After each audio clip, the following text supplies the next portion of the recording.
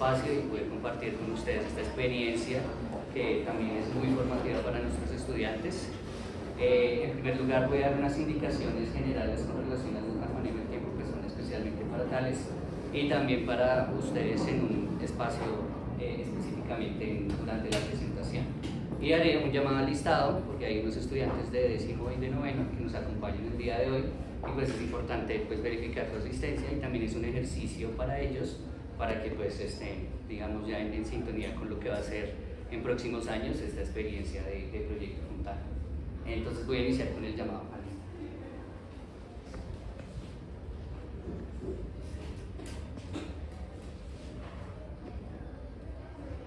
Alejandro Cabal, Valentina Velázquez, Juan Manuel Serrano, Miguel Darío Martínez, Jacobo Marín, Camila Martínez, Nicole Cuya, Jerónimo Freidel, María Camila Molinares, María José Urrea, Mariana Gómez, Santiago Camacho, María Alejandra Escobar, Lucas Fuentes,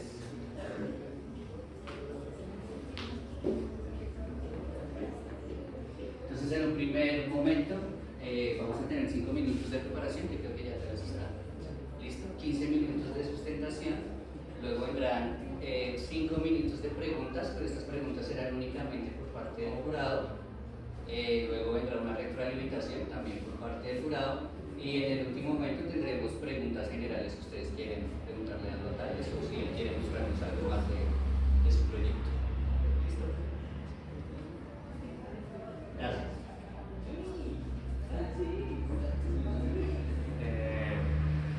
Como ya hizo, ese proyecto se llevó en inglés, la presentación base en inglés, pero para las preguntas yo me dispongo a responderlas en español si lo es necesario. Well, my name is Symbyosis. I am an 11th grade student, and I would like to present to you guys today a project that has been sitting in my mind for a long time, and it has to do with something that I've had since my childhood, which is my love for cars. I think cars are a great thing. They bring you places, and they also are, well, fun, or so I thought. Nowadays, people just use cars to drive around, get to point A to point B as easily as they can, and there's not really anything very fun. And I go to places quickly, comfortably, and in a fun way while being as environmentally friendly as possible.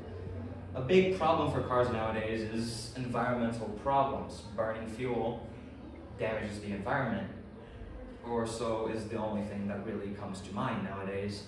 But there are a couple of different aspects to this pollution.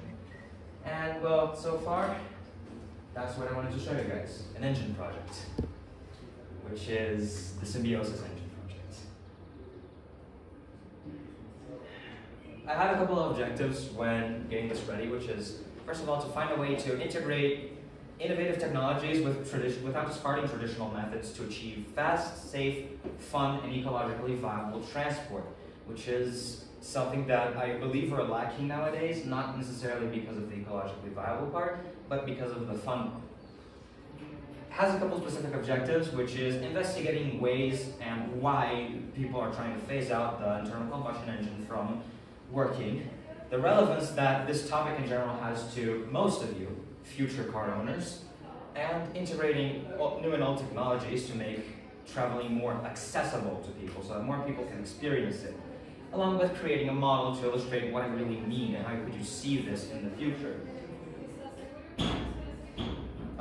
It has a Sustainable Development Goal 9 of Industry, Innovation, and Infrastructure, which proposes to build resilient infrastructure and foster innovation. This project was specifically chosen on this topic and not the ecological sustainable development project, specifically because it is a concept. It's not just a product, it can be reapplied into many other different situations. Couple of parts of my framework. Well, an internal combustion engine relies on an explosion, an internal explosion which is achieved by burning most of the time. And this burning is what generally makes people think that they are bad, because they are burning something. Burning is bad for the environment. And that's why they say, well, then we should try to invest in electric cars. Well, there are two problems with this. The first one being prices, what most people are worried about. How much is it going to cost? Is it going to cost more than just going in, filling up my car at a random gas station? In the long term, it's going to cost more. A concept introduced in a study by Osti and Friedstrom, which is the concept of price elasticity, means that, effectively speaking, once you have an electric car and you start charging it at your home, your electricity bill is going to increase by 4 times or more. So it's going to cost 4 times as more to charge your phone, to make your fridge work, to make many other devices work in the way that you need to. Another part, which speaks about the environmental impacts. Did you know that to extract 1 ton of lithium and process it to make about 100 or so electric cars, we use 2.2 million liters of drinkable water. Salt water cannot be used for this process as it corrodes the lithium. This is, per year, considering the demand per year of lithium, is about 409 million liters of water wasted for this process.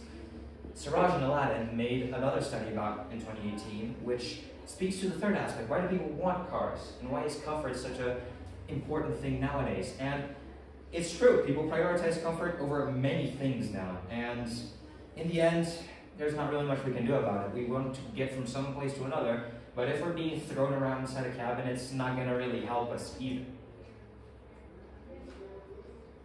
For our methodology, I decided to find out the relevance of the topic via a survey and study possibilities of its implementation right after that. Because why am I going to make something that people are not going to use or need? After that, I'm going to compare my theory, what strength it really has, with my results from the survey, and create the project, the engine that can be ready to fit all of these concepts. As for the results of my main point topic, which is a survey, I had 2 preliminary questions, which are if you are legally allowed to drive and your gender. This is important because the population at which I was initially aiming this was a bit different from the results that I've got, so adaptations were sort of made. It did make me happy that the responses were about 3/4 from people that have driven or know how to drive, which adds some reliability to the claims. Firstly, from 1 to 5, being 1 not important and 5 incredibly important, what is the importance that people did to fuel efficiency? Visibly, although some people did respond lower importance levels, it's a very important thing for many people. And I believe that it makes sense because you pay for fuel and you want your car to be as efficient as possible so that you wouldn't need to pay as much. What is the importance that people do to comfort? Unsurprisingly, this confirms a study made by Araj in 2018. There is no one that thinks that comfort isn't important. Everyone thinks it is the most important thing, or a very important thing. Almost, you wouldn't buy a car that wasn't comfortable. What is the important that you would do to the speed and quickness of your car, which sort of relates to the fun factor that I was trying to talk about. And people give it importance, but not utmost importance, which makes sense considering current automotive market topics. This one is actually very important. How important do you think is the CO2 emission problem in cities such as Bogota, Sao Paulo, New York, and many others that are packed full of people and most importantly, cars? 27% of them, 90% said that it is very much a problem that should be addressed. And that drives me to, well, make point of this earlier. If you had the option to buy an eco-friendly car, would you do it? About a quarter said that they would buy one independently of its price. It doesn't matter how much it costs. I'm going to buy it because it's eco-friendly. Which is most of the mentality that people are trying to put nowadays. However, interestingly enough, over half of the people said that they would buy it in principle unless it costed more than 50% over the standard model of its equivalent, which is something that a lot of manufacturers are doing nowadays.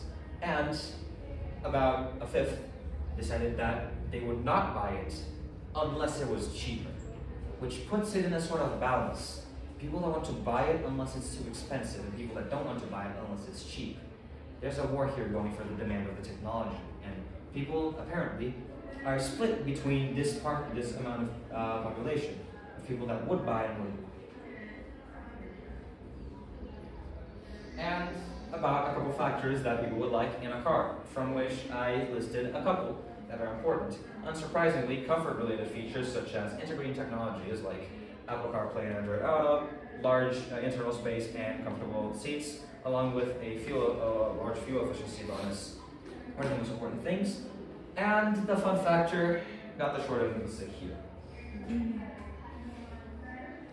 So people value efficiency, technology integration, and have a positive opinion on combustion engine alternatives. However, they want the car to be fuel efficient, which is why I made an engine spec sheet very simply that just puts my power band around where people would like. A hybrid engine, which uses both electricity and combustion engine power to be as efficient as possible, and the engine that I've designed has a very low emission coefficient and can be used with more fuels than just gasoline. I would like to present to you the design, the main unit of the Symbyosis. Not really much to say about here. A couple of these metrics. It has a very linear power curve and a spike of the torque, which gives it good acceleration and a decent amount of efficiency. The engine isn't really being stressed beside the compressor at low revs, which is normal for this car. And as you might be able to see here, it has a 27.2% rating on thermal efficiency. The general thermal efficiency value for most normal cars is 25%. This puts it slightly above the margin, which is useful for my goals. It also has a 28.2 emission coefficient. A couple of other engines I've plugged into this thing that have been used in normal cars with all the same specs have only given me an efficient coefficient of 50 and above, which puts me about at being 50% more efficient than most of the engines currently into play. And considering the likeness of and what people want in a car, I've designed an initial model which would be introduced to the general public. It contains everything that you would want, very highly used infotainment system with presumably Apple CarPlay and Android Auto, extensive safety features, along with one that I was actually pretty proud to introduce, which is using the electric engine along with the normal engine to brake the car in an emergency faster than the normal brakes would. And because I wanted to put a bit more emphasis in the fun aspects, I also created an alternative version for people that really want to explore, and for me to explore, the limits of what my engine model could do, which is this car. It has about double the power of the original engine model, and it was made to realistically prove that it's a theory model that could be applied to many other things. I tried messing around with machinery, industrial machinery for this project. However, I was not able to find very many tools that allowed me to do this, and therefore I decided to just explore everything I could here. So in the end, it is possible to make traveling via four wheels fun and efficient if we integrate the old and new.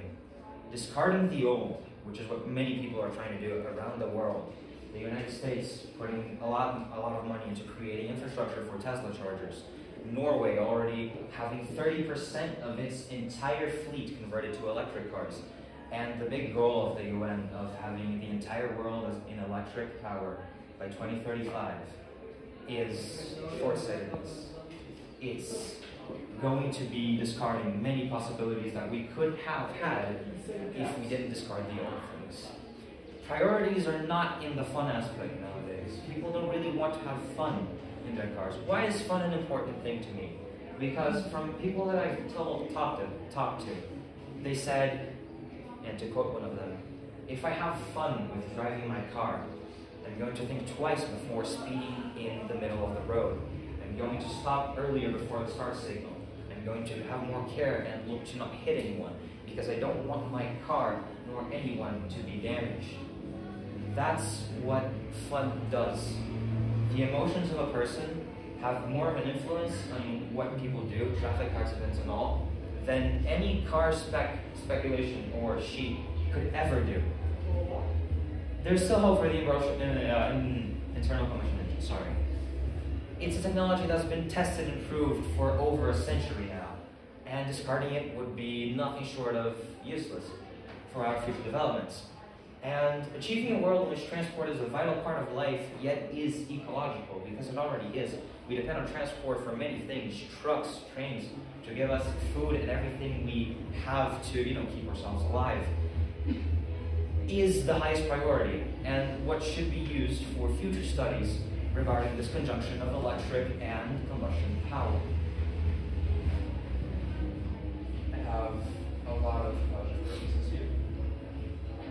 And if you guys want to, This has been my project. I am very glad I was able to present it to you, and I open for your questions. Thank you very much.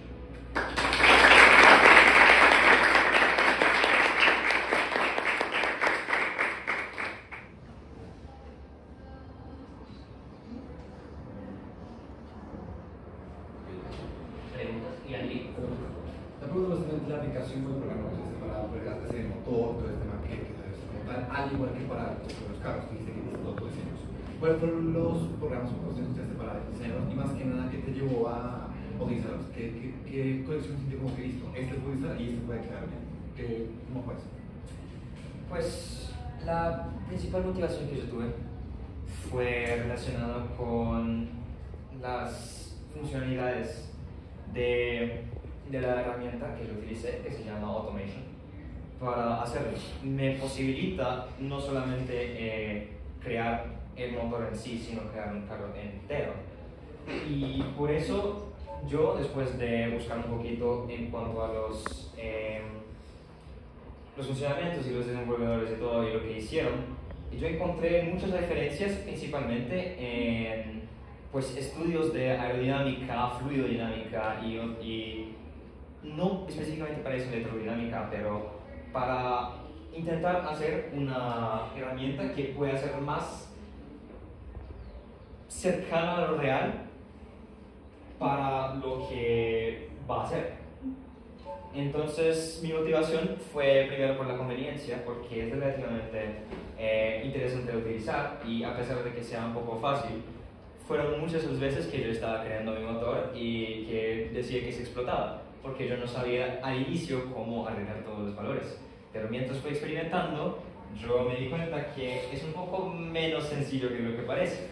Y es fue una experiencia interesante, y al menos por los modelos que van a testar incluso, hay una sensación de que realmente se parece con cómo sería la vida real. Preguntas adicionales.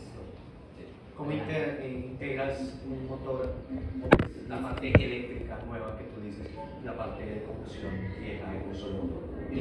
Pues la principal idea que yo tuve es que para que la potencia salga del motor a combustión, lo que pasa es que va a la transmisión. Va a pasar el motor a la transmisión y después a las ruedas, las llantas, perdón. ¿Qué eso implica? Mi idea fue separar esta parte del motor a transmisión y poner una separación que puede simplemente continuar hasta la transmisión o al motor eléctrico. ¿Y cuál fue mi idea con eso? Mi idea con eso fue que el motor eléctrico primeramente no funciona a base de una batería de litio, funciona a base de un supercapacitor de vanadio, que es un poco diferente en lo que yo estaba pensando. Supercapacitores todavía son tecnología un poco nueva, pero esos supercapacitores de vanadio son un poco más eficientes que los otros. Lo que hace es que no puede almacenar demasiada energía, pero cuando necesitas de esa energía se puede descargarla muy rápidamente y con mucha eficiencia sin generar tanto calor. Y mi idea es que cuando quieras, por ejemplo en el carro, puedes oprimir un botón y simplemente funcionas básicamente en una versión baja del motor a combustión. Pero si aceleras demasiado y subes demasiadas sus rotaciones, las que pasan de un cierto limitador electrónico, no sé, las que pasan de 4000 rotaciones, hacen el motor eléctrico girar en el sentido opuesto y regeneran energía dinámicamente sin impactar la velocidad del carro.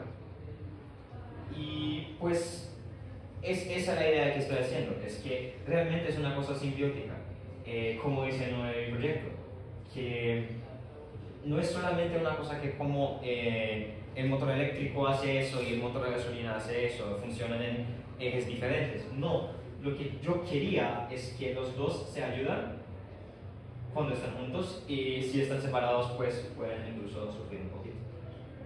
Pero para el marco teórico del proyecto yo tenía eso en mente, una unidad intermediaria con el motor eléctrico que después pasa la transmisión y pasa los ejes, o simplemente el motor de gasolina. Thales, would you like to share with us some of your personal learnings during this project?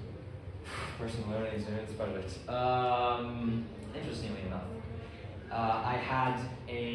before I started, I actually started thinking about the project a long time ago, but between the start and around the middle, I went karting with a couple of friends. And I was reminded at how that little thing weighs about 400 kilograms with an engine behind me that if it explodes, I'm dead. If someone crashes in front of me, I'm dead. Maybe.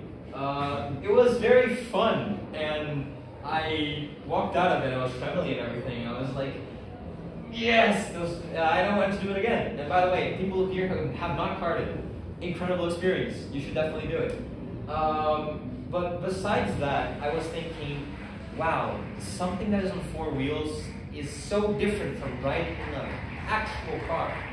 And it made me think about, realistically, what even should we try to do on four wheels? Like, what can we do? Some people, I believe there was a 2016 Swedish project of a car that had retractable wings.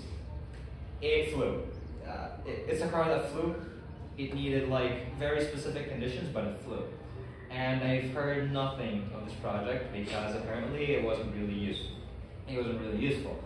And people do crazy things in four or more wheels. I mean, sometimes you're running around and you see these gigantic trucks with, I don't know, 16, 18 wheels, and you think, how do you drive something this heavy? Or, well, in my case, what powers something that's extremely heavy? I was talking to one of some people that I've known.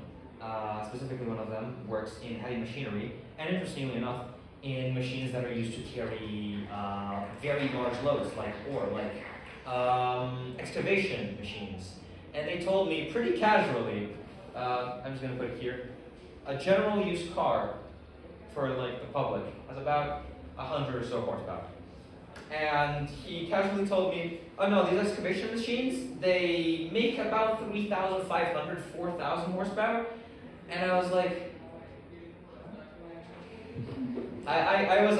something was not clicking because I didn't think it was possible to put this much power. But then he told me, oh no, the engine itself weighs 2 tons.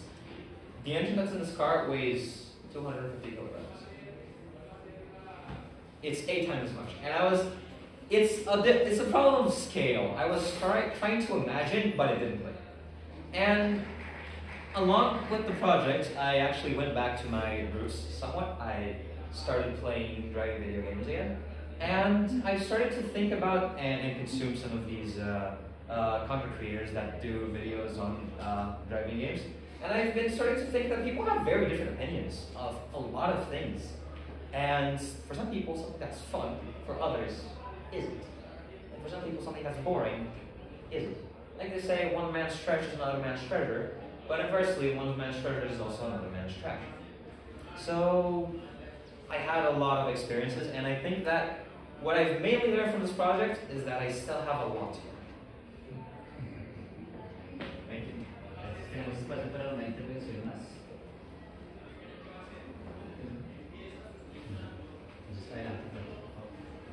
Pues yo tengo un poquito de arreglo acá.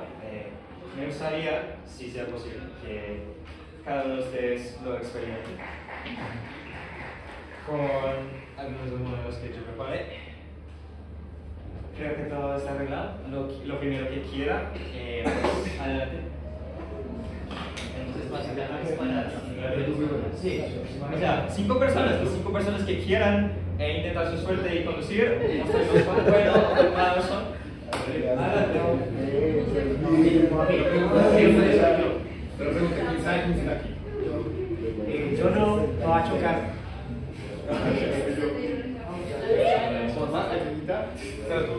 ¿Es con cambios o con totales? Yo tengo que cambiar. Es con cambios, no es el cambio. Sí. A ver,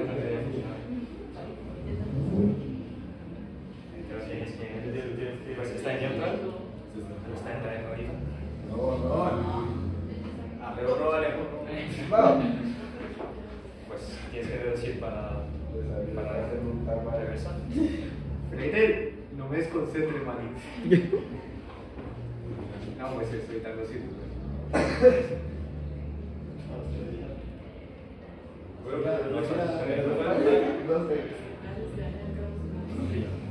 ¿Qué está pasando? ¿Se desprendió?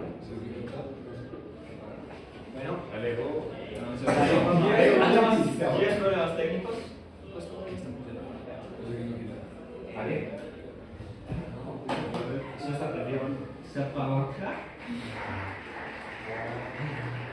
Se va acá. Ahora debe funcionar. Espero. Si está calibrando otra vez.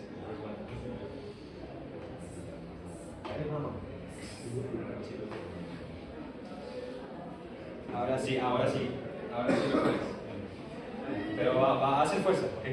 Tienes que hacer fuerza. Sí. Es como máscara.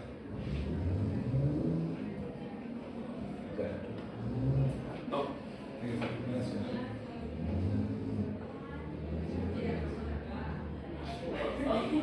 Así es.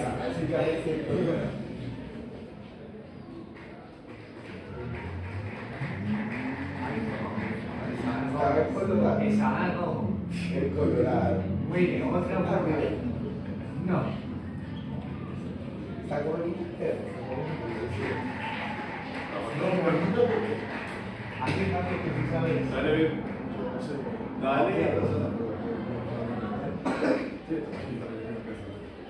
Pues en un momentico ahí estaba la demostración. Si me permiten, yo voy a cambiar un poquito el ambiente.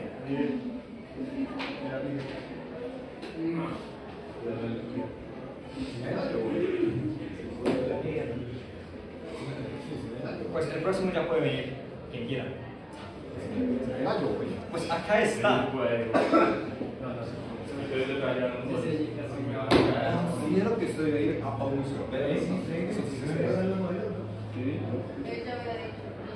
Yo les había dicho que no se emocionan.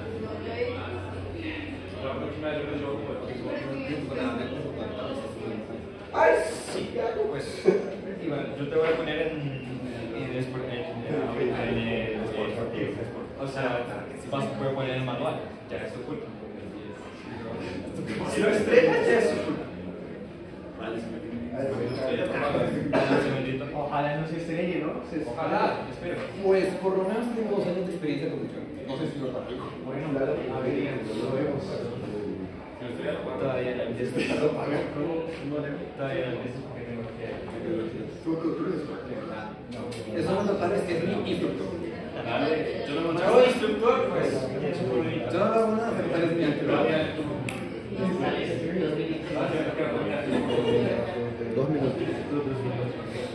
You think?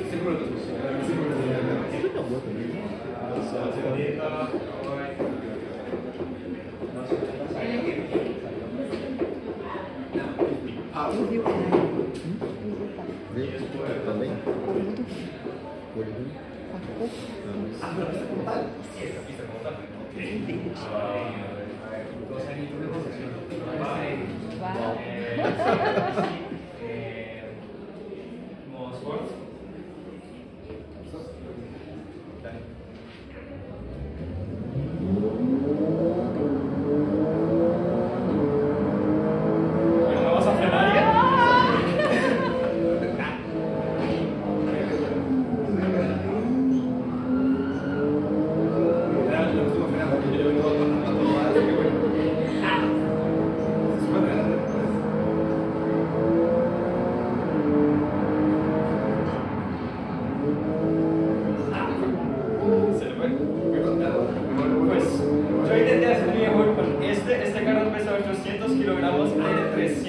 caballo.